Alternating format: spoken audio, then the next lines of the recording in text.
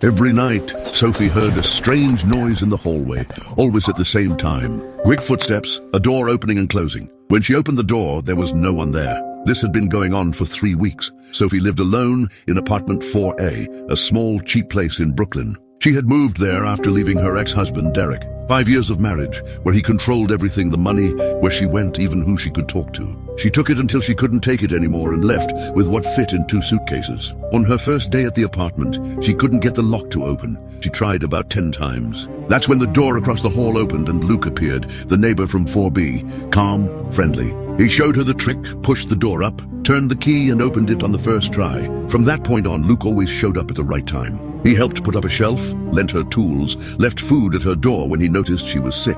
He never forced a conversation, never crossed a line. When Sophie asked what he did for a living, he said he was a consultant and changed the subject. After years living with someone who made her doubt everything, having a neighbor who treated her with respect felt almost strange. Sophie even started thinking that maybe something could happen between them, but the noises in the hallway kept going. Always after midnight, always the same footsteps. Until one Thursday, Sophie came home from work later than usual.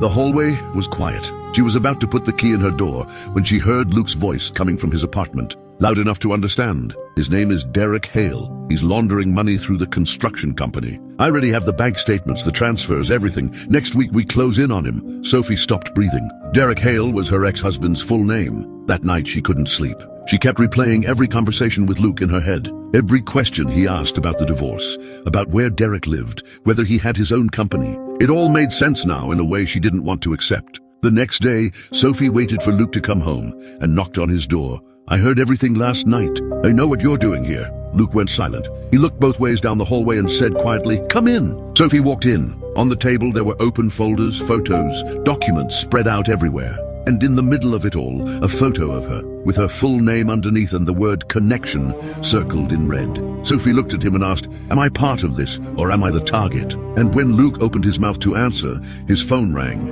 He picked up and the color drained from his face. He hung up, looked at Sophie and said, "If you want to know what happens next, comment part 2.